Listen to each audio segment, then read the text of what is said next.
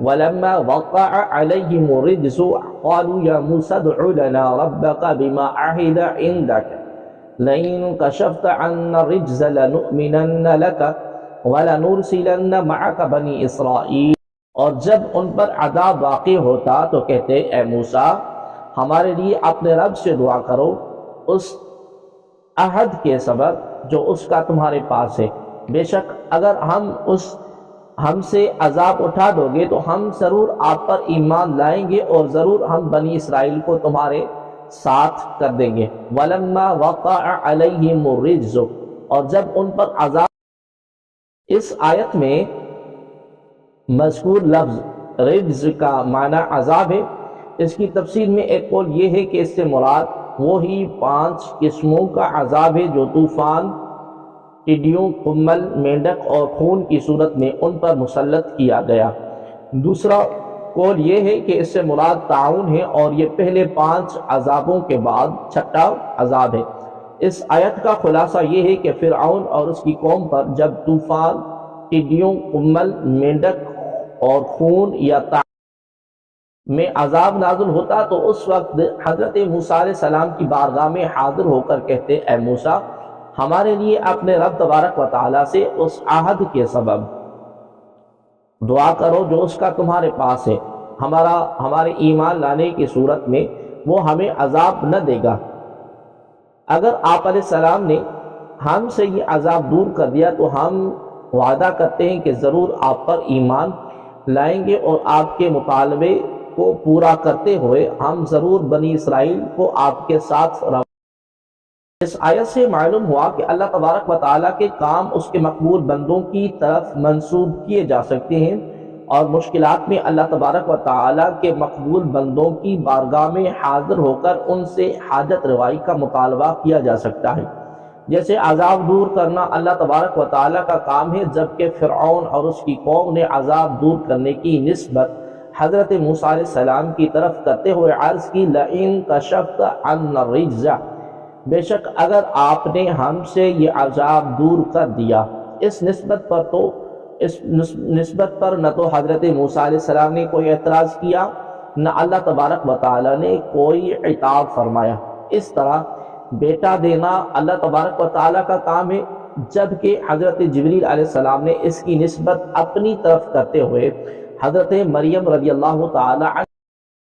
انما انا رسول ربک لأہب لک غلاما زکیا، میں تو تیرے رب کا بھیجا ہوا ہوں تاکہ میں تجھے ایک پاکیزہ بیٹا عطا کر دوں۔ یوں ہی پرندوں کو پیدا کرنا، مادرزاد اندھوں کو آنکھیں دینا، کوڑھیوں کو شفا یاب کرنا، مردوں کو زندہ کرنا اللہ تبارک و تعالیٰ کا کام ہے، جبکہ حضرت عیسیٰ علیہ السلام نے اسے اپنی طرف منسوب کرتے ہوئے فرمایا انی اخلق لکم من الطین کہیئۃ الطیر فانفخ فیہ فیکون طیرا باذن اللہ وابرئ الاکمہ والابرص واحیی الموتى باذن اللہ، میں تمہارے لیے مٹی سے پرندے جیسی ایک شکل بناتا ہوں، پھر اس میں پھونک ماروں گا تو وہ اللہ تبارک و تعالیٰ کے حکم سے فوراً پرندہ بن جائے گا، اور میں پیدائشی اندھوں کو اور کوڑ کے مریضوں کو شفا دیتا ہوں، اور میں اللہ کے حکم سے مردوں سر دست قرآن سے یہ 3 مقامات ذکر کیے ہیں جن میں اللہ تبارک و تعالیٰ کے کاموں کو اللہ تبارک و تعالیٰ کے مقبول بندوں کی طرف منسوب کیا گیا۔ اب صحابہ کرام رضوان اللہ علیہم اجمعین کی سیرت سے چند واقعات ملاحظہ ہوں۔ جب کبھی صحابہ کرام رضوان اللہ علیہم اجمعین کو کوئی مشکل یا مصیبت پیش آتی یا انہیں کوئی ضرورت یا حاجت درپیش ہوتی تو وہ رسول کریم صلی اللہ علیہ وآلہ وسلم کی طرف رجوع کرتے، آپ کریم صلی اللہ علیہ وسلم سے اپنی مصیبتوں کی خلاصی اور اپنی حاجت روائی کے لیے عرض کرتے، اور حضور کریم صلی اللہ علیہ وآلہ وسلم ان کی مشکلات دور کر دیتے اور حاجتیں۔ چنانچہ جنگ بدر میں حضرت عکاشہ رضی اللہ تعالی عنہ کی تلوار ٹوٹ گئی تو وہ تاجدار رسالت صلی اللہ علیہ وآلہ وسلم کی بارگاہ میں حاضر ہوئے۔ آپ کریم صلی اللہ علیہ وآلہ وسلم نے انہیں ایک چھڑی دی جو ان کے ہاتھ میں پہنچتے ہی تلوار بن گئی۔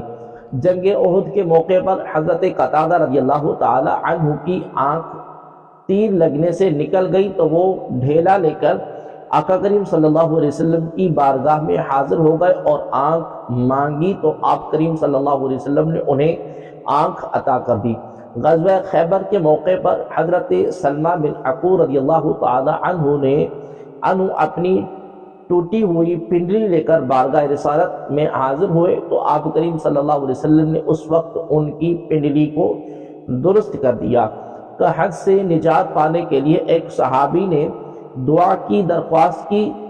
حضور عالم صلی اللہ علیہ وسلم نے دعا فرمائی تو ایسی بارش برسی کہ ہفتہ بھر رکنے کا نام۔ صحابہ کرام رضوان اللہ علیہم اجمعین ایک مرتبہ سفر میں پیاس سے جاں بلب ہوئے تو